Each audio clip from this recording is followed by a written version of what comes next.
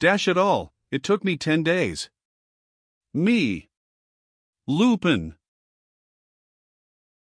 You will want 10 years, at least. These words, uttered by Lupin after leaving the Château de Villines, had no little influence on Beautrelet's conduct. Though very calm in the main and invariably master of himself, Lupin, nevertheless, was subject to moments of exaltation, of a more or less romantic expansiveness, at once theatrical and good-humored, when he allowed certain admissions to escape him, certain imprudent speeches which a boy like Beautrelet could easily turn to profit. Rightly or wrongly, Beautrelet read one of these involuntary admissions into that phrase. He was entitled to conclude that, if Lupin drew a comparison between his own efforts and Beautrelet's in pursuit of the truth about the Hollow Needle, it was because the two of them possessed identical means of attaining their object, because Lupin had no elements of success different from those possessed by his adversary. The chances were alike. Now, with the same chances, the same elements of success, the same means, 10 days had been enough for Lupin. What were those elements, those means, those chances? They were reduced, when all was said, to a knowledge of the pamphlet published in 1815, a pamphlet which Lupin, no doubt, like Massabin, had found by accident and thanks to which he had succeeded in discovering the indispensable document in Marie Antoinette's Book of Hours. Therefore, the pamphlet and the document were the only two fundamental facts upon which Lupin had relied. With these he had built up the whole edifice. He had had no extraneous aid. The study of the pamphlet and the study of the document, full stop, that was all. Well, could not Beautrelet confine himself to the same ground? What was the use of an impossible struggle? What was the use of those vain investigations, in which, even supposing that he avoided the pitfalls that were multiplied under his feet, he was sure, in the end, to achieve the poorest of results? His decision was clear and immediate, and, in adopting it, he had the happy instinct that he was on the right path. He began by leaving his Janson de Selle schoolfellow, without indulging in useless recriminations, and, taking his portmanteau with him, went and installed himself, after much hunting about, in a small hotel situated in the very heart of Paris. This hotel he did not leave for days. At most, he took his meals at the table d'hôte. The rest of the time, locked in his room, with the window curtains close-drawn, he spent in thinking. 10 days, Arsène Lupin had said. Beautrelet, striving to forget all that he had done and to remember only the elements of the pamphlet and the document, aspired eagerly to keep within the limit of those 10 days. However, the 10th day passed and the 11th and the 12th, but, on the 13th day, a gleam lit up his brain and, very soon, with the bewildering rapidity of those ideas which develop in us like miraculous plants, the truth emerged, blossomed, gathered strength. On the evening of the 13th day, he certainly did not know the answer to the problem, but he knew, to a certainty, one of the methods which Lupin had, beyond a doubt, employed. It was a very simple method, hinging on this one question: is there a link of any sort uniting all the more or less important historic events with which the pamphlet connects the mystery of the Hollow Needle? The great diversity of these events made the question difficult to answer. Still, the profound examination to which Beautrelet applied himself ended by pointing to one essential characteristic which was common to them all. Each one of them, without exception, had happened within the boundaries of the old kingdom of Neustria, which correspond very nearly with those of our present-day Normandy.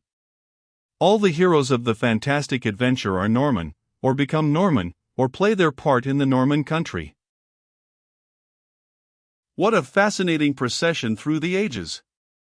What a rousing spectacle was that of all those barons, dukes, and kings, starting from such widely opposite points to meet in this particular corner of the world! Beautrelet turned the pages of history at haphazard. It was Rolf, or Ro, or Rollo, first Duke of Normandy, who was master of the secret of the needle, according to the Treaty of St. Clair-sur-Epte. It was William the Conqueror, Duke of Normandy and King of England, whose banner staff was pierced like a needle. It was at Rouen that the English burnt Joan of Arc, mistress of the secret. And right at the beginning of the adventure, who is that chief of the Calidi who pays his ransom to Caesar with the secret of the needle but the chief of the men of the Cox country, which lies in the very heart of Normandy? The supposition becomes more definite. The field narrows. Rouen, the banks of the Seine, the Cox country, it really seems as though all roads lead in that direction. Two kings of France are mentioned more particularly, after the secret is lost by the Dukes of Normandy and their heirs, the kings of England, and becomes the royal secret of France, and these two are King Henry IV, who laid siege to Rouen and won the Battle of Arques, near Dieppe, and Francis I, who founded the Havre and uttered that suggestive phrase. The kings of France carry secrets that often decide the fate of towns. Rouen, Dieppe, the Havre, the three angles of the triangle, the three large towns that occupy the 3 points. In the center, the Cox country. The 17th century arrives. Louis XIV burns the book in which a person unknown reveals the truth. Captain de Larbieri masters a copy, profits by the secret thus obtained, steals a certain number of jewels and dies by the hand of highway murderers. Now at which spot is the ambush laid? At Gaillon. At Gaillon, a little town on the road leading from Havre, Rouen or Dieppe to Paris. A year later, Louis XIV buys a domain and builds the Château de l'Aiguille. Where does he select his site? In the Midlands of France, with the result that the curious are thrown off the scent and do not hunt about in Normandy. Rouen, Dieppe, the Havre, the Cauchois triangle, everything lies there. On one side, the sea, on another, the Seine, on the third, the two valleys that lead from Rouen to Dieppe. A light flashed across Beautrelet's mind. That extent of ground, that country of the high tablelands which run from the cliffs of the Seine to the cliffs of the Channel almost invariably constituted the field of operations of Arsène Lupin. For 10 years, it was just this district which he parceled out for his purposes, as though he had his haunt in the very center of the region with which the legend of the Hollow Needle was most closely connected. The affair of Baron Cahorn, 3, or the banks of the Seine, between Rouen and the Havre. 3. The Seven of Hearts, by Maurice Leblanc. 2. Arsène Lupin in prison. The Thibermenel case, 4, at the other end of the tableland, between Rouen and Dieppe. 4. The Seven of Hearts. 9. Holmlock Shears arrives too late. The Gruchet, Montigny, Crassville burglaries? In the midst of the Cox country. Where was Lupin going when he was attacked and bound hand and foot, in his compartment by Pierre Onfray, the Auteuil murderer? 5. To Rouen. 5. The Seven of Hearts. 4. The mysterious railway passenger.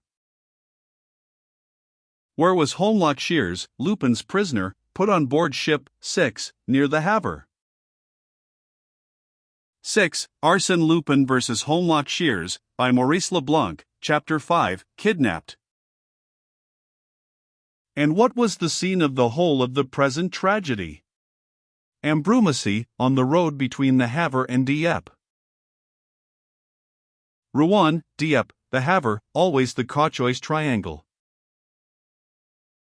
And so, a few years earlier, possessing the pamphlet and knowing the hiding place in which Marie Antoinette had concealed the document, Arsène Lupin had ended by laying his hand on the famous Book of Hours. Once in possession of the document, he took the field, found and settled down as in a conquered country. Beautrelet took the field. He set out in genuine excitement, thinking of the same journey which Lupin had taken, of the same hopes with which he must have throbbed when he thus went in search of the tremendous secret which was to arm him with so great a power. Would his, Beautrelet's efforts have the same victorious results? He left Rouen early in the morning, on foot, with his face very much disguised and his bag at the end of a stick on his shoulder, like an apprentice doing his round of France. He walked straight to Duclair, where he lunched. On leaving this town, he followed the Seine and practically did not lose sight of it again. His instinct, strengthened, moreover, by numerous influences, always brought him back to the sinuous banks of the stately river. When the Château du Malaquis was robbed, the objects stolen from Baron Cahorn's collection were sent by way of the Seine. The old carvings removed from the chapel at Ambrumésy were carried to the Seine bank. He pictured the whole fleet of pinnaces performing a regular service between Rouen and the Havre in draining the works of art and treasures from a countryside to dispatch them thence to the land of millionaires. "I'm burning! I'm burning," muttered the boy, gasping under the truth, which came to him in a mighty series of shocks and took away his breath. The checks encountered on the first few days did not discourage him. He had a firm and profound belief in the correctness of the supposition that was guiding him. It was bold, perhaps, and extravagant, no matter, it was worthy of the adversary pursued. The supposition was on a level with the prodigious reality that bore the name of Lupin. With a man like that, of what good could it be to look elsewhere than in the domain of the enormous, the exaggerated, the superhuman? Jumièges, the Mailleret, Saint Wandrille, Caudebec, Tancarville, Quillebeuf were places filled with his memories. How often he must have contemplated the glory of their Gothic steeples or the splendor of their immense ruins. But the Havre, the neighborhood of the Havre drew Isidore like a beacon fire. The kings of France carry secrets that often decide the fate of towns. Cryptic words which, suddenly, for Beautrelet, shone bright with clearness. Was this not an exact statement of the reasons that determined Francesite to create a town on this spot, and was not the fate of the Havre de Grace linked with the very secret of the needle? That's it, stammered Beautrelet, excitedly. The old Norman estuary, one of the essential points, one of the original centers around which our French nationality was formed, is completed by those two forces, one in full view, alive, known to all, the new port commanding the ocean and opening on the world, the other dim and obscure, unknown, and all the more alarming, inasmuch as it is invisible and impalpable. A whole side of the history of France and of the royal house is explained by the needle, even as it explains the whole story of Arsène Lupin. The same sources of energy and power supply and renew the fortunes of kings and of the adventurer. Beautrelet ferreted and snuffed from village to village, from the river to the sea, with his nose in the wind, his ears pricked, trying to compel the inanimate things to surrender their deep meaning. Ought this hill slope to be questioned? Or that forest? Or the houses of this hamlet? Or was it among the insignificant phrases spoken by that peasant yonder that he might hope to gather the one little illuminating word? One morning, he was lunching at an inn, within sight of Honfleur, the old city of the estuary. Opposite him was sitting one of those heavy, red-haired Norman horse-dealers who do the fairs of the district, whip in hand and clad in a long smock-frock. After a moment, it seemed to Beautrelet that the man was looking at him with a certain amount of attention, as though he knew him or, at least, was trying to recognize him. Pooh, he thought, there's some mistake, I've never seen that merchant before, nor he me. As a matter of fact, the man appeared to take no further interest in him. He lit his pipe, called for coffee and brandy, smoked and drank. When Beautrelet had finished his meal, he paid and rose to go. A group of men entered just as he was about to leave, and he had to stand for a few seconds near the table at which the horse-dealer sat. He then heard the man say in a low voice, "Good afternoon, M. Beautrelet." Without hesitation, Isidore sat down beside the man and said, "Yes, that is my name, but who are you? How did you know me?" "That's not difficult, and yet I've only seen your portrait in the papers. But you are so badly, what do you call it in French, so badly made up?" He had a pronounced foreign accent, and Beautrelet seemed to perceive, as he looked at him, that he too wore a facial disguise that entirely altered his features. Who are you? He repeated. Who are you? The stranger smiled. Don't you recognize me? No, I never saw you before. Nor I you. But think. The papers print my portrait also, and pretty often. Well, have you got it? No. Hollock Shears. It was an amusing and, at the same time, a significant meeting. The boy at once saw the full bearing of it. After an exchange of compliments, he said to Shears, I suppose that you are here because of him? Yes. So you think we have a chance in this direction? I'm sure of it. Boutrelit's delight at finding that Shears's opinion agreed with his own was not unmingled with other feelings. If the Englishman attained his object, it meant that, at the very best, the two would share the victory, and who could tell that Shears would not attain it first? Have you any proofs? Any clues? Don't be afraid, grinned the Englishman, who understood his uneasiness. I am not treading on your heels. With you, it's the document, the pamphlet, things that do not inspire me with any great confidence. And with you? With me, it's something different. Should I be indiscreet, if? Not at all. You remember the story of the coronet, the story of the Duc de Charmerac? 7. Arsène Lupin, play in 4 acts, by Maurice Leblanc and Francis de Croisset. Yes. You remember Victoire, Lupin's old foster mother, the one whom my good friend Ganimard allowed to escape in a sham prison van? Yes. I have found Victoire's traces. She lives on a farm, not far from National Road number 25. National Road number 25 is the road from the Havre to Lille. Through Victoire I shall easily get at Lupin. It will take long. No matter. I have dropped all my cases. This is the only one I care about. Between Lupin and me, it's a fight to the death. He spoke these words with a sort of ferocity that betrayed all his bitterness at the humiliations which he had undergone, all his fierce hatred of the great enemy who had tricked him so cruelly. Go away, now, he whispered, we are observed. It's dangerous. But mark my words, on the day when Lupin and I meet face to face, it will be tragic.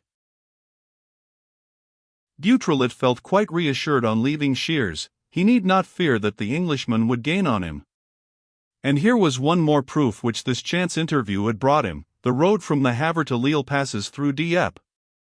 It is the great seaside road of the Cox country, the coast road commanding the Channel cliffs. And it was on a farm near this road that Victoire was installed. Victoire, that is to say, Lupin, for one did not move without the other, the master without the blindly devoted servant. I'm burning, he repeated to himself. Whenever circumstances bring me a new element of information, it confirms my supposition. On the one hand, I have the absolute certainty of the banks of the Seine, on the other, the certainty of the national road. The two means of communication meet at the Havre, the town of Francis I, the town of the secret. The boundaries are contracting. The Cox country is not large, and, even so, I have only the western portion of the Cox country to search. He set to work with renewed stubbornness. Anything that Lupin has found, he kept on saying to himself, there is no reason for my not finding. Certainly, Lupin had some great advantage over him, perhaps a thorough acquaintance with the country, a precise knowledge of the local legends, or less than that, a memory, invaluable advantages these, for he, Beautrelet, knew nothing, was totally ignorant of the country, which he had first visited at the time of the Ambrumésy burglary and then only rapidly, without lingering. But what did it matter? Though he had to devote 10 years of his life to this investigation, he would carry it to a successful issue. Lupin was there. He could see him, he could feel him there. He expected to come upon him at the next turn of the road, on the skirt of the next wood, outside the next village. And, though continually disappointed, he seemed to find in each disappointment a fresh reason for persisting. Often, he would fling himself on the slope by the roadside and plunge into wild examination of the copy of the document which he always carried on him, a copy, that is to say, with vowels taking the place of the figures. Illustration. Often, also, according to his habit, he would lie down flat on his stomach in the tall grass and think for hours. He had time enough. The future belonged to him. With wonderful patience, he tramped from the Seine to the sea, and from the sea to the Seine, going gradually farther, retracing his steps and never quitting the ground until, theoretically speaking, there was not a chance left of gathering the smallest particle upon it. He studied and explored Montavilliers and Saint-Romany and Octeville and Gonneville and Crichtot. At night, he knocked at the peasants' doors and asked for a lodging. After dinner, they smoked together and chatted. He made them tell him the stories which they told one another on the long winter nights. And he never omitted to insinuate, slyly, "What about the needle? The legend of the hollow needle? Don't you know that?" "Upon my word, I never heard of it." "Just think, an old wives' tale, something that has to do with a needle. An enchanted needle, perhaps. I don't know. Nothing. No legend, no recollection." And the next morning he walked blithely away again. One day, he passed through the pretty village of Saint-Juan, which overlooks the sea, and descending among the chaos of rocks that have slipped from cliffs, he climbed up to the tableland and went in the direction of the dry valley of Bruneval, Cap d'Antifer, and the little creek of Belplage. He was walking gaily and lightly, feeling a little tired, perhaps, but glad to be alive, so glad, even, that he forgot Lupin and the mystery of the hollow needle and Victoire and Shears, and interested himself in the sight of nature, the blue sky, the great emerald sea, all glittering in the sunshine. Some straight slopes and remains of brick walls, in which he seemed to recognize the vestiges of a Roman camp, interested him. Then his eyes fell upon a sort of little castle, built in imitation of an ancient fort, with cracked turrets and Gothic windows. It stood on a jagged, rugged, rising promontory, almost detached from the cliff. A barred gate, flanked by iron handrails and bristling spikes, guarded the narrow passage. Beautrelet succeeded in climbing over, not without some difficulty. Over the pointed door, which was closed with an old rusty lock, he read the words: Fort de Fréfossé. He did not attempt to enter, but, turning to the right, after going down a little slope, he embarked upon a path that ran along a ridge of land furnished with a wooden handrail. Right at the end was a cave of very small dimensions, forming a sort of watchtower at the point of the rock in which it was hollowed out, a rock falling abruptly into the sea. There was just room to stand up in the middle of the cave. Multitudes of inscriptions crossed one another on the walls. An almost square hole, cut in the stone, opened like a dormer window on the land side, exactly opposite Fort Fréfossé, the crenellated top of which appeared at 30 or 40 yards distance. Beautrelet threw off his knapsack and sat down. He had had a hard and tiring day. He fell asleep for a little. Then the cool wind that blew inside the cave woke him up. He sat for a few minutes without moving, absent-minded, vague-eyed. He tried to reflect, to recapture his still torpid thoughts. And, as he recovered his consciousness, he was on the point of rising, when he received the impression that his eyes, suddenly fixed, suddenly wide open, saw. A thrill shook him from head to foot. His hands clutched convulsively and he felt the beads of perspiration forming at the roots of his hair. "No, no," he stammered. "It's a dream, an hallucination.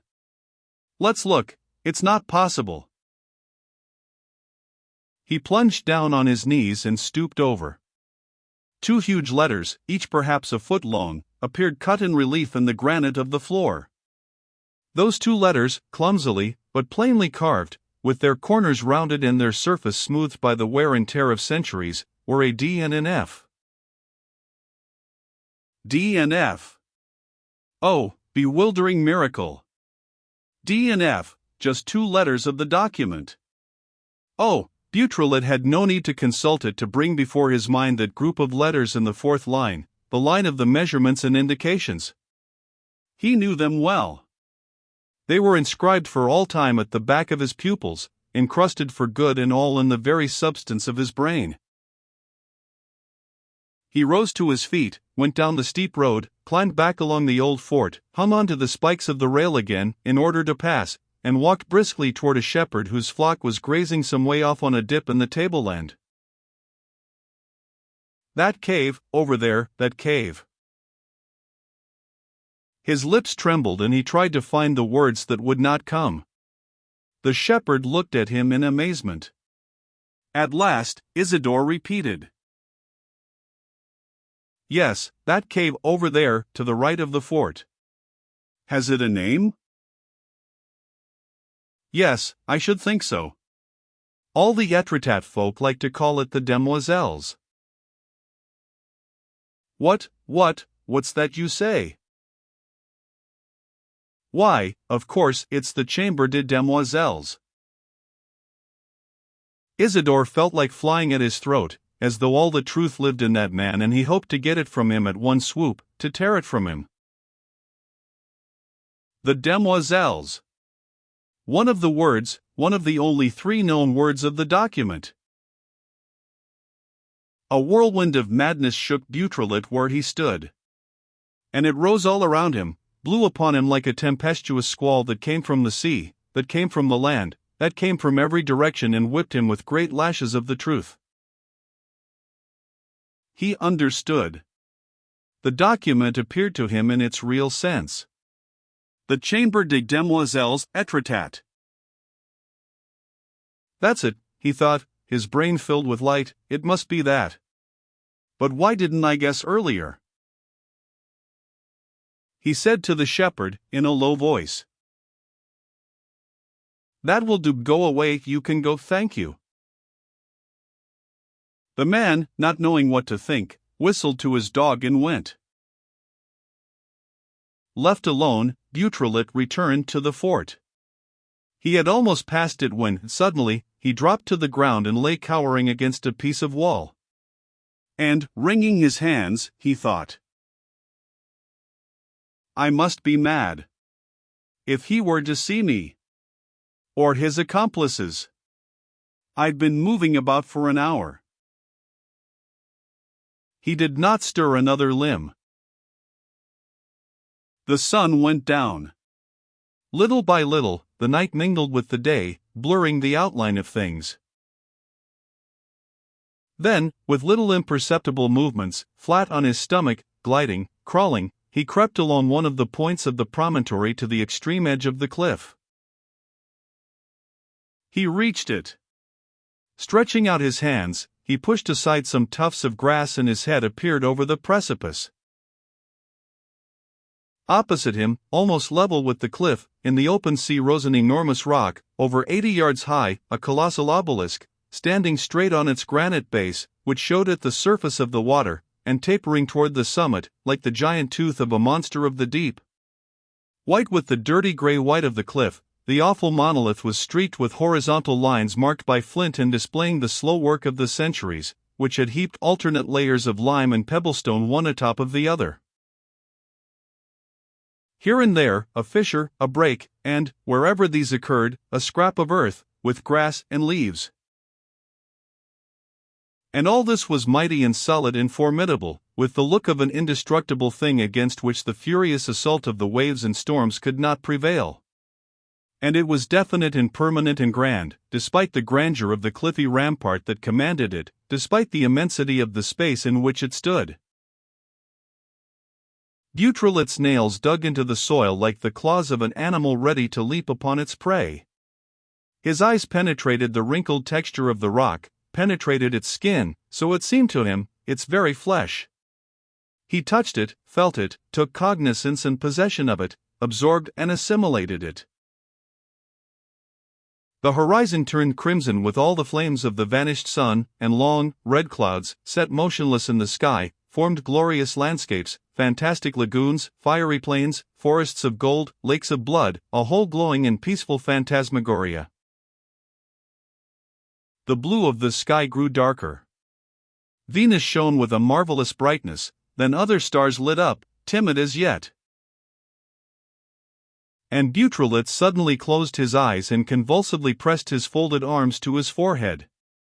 Over there, he felt as though he would die for joy, so great was the cruel emotion that wrung his heart. Over there, almost at the top of the needle of Etretat, a little below the extreme point round which the sea mews fluttered, a thread of smoke came filtering through a crevice, as though from an invisible chimney. A thread of smoke rose in slow spirals in the calm air of the twilight.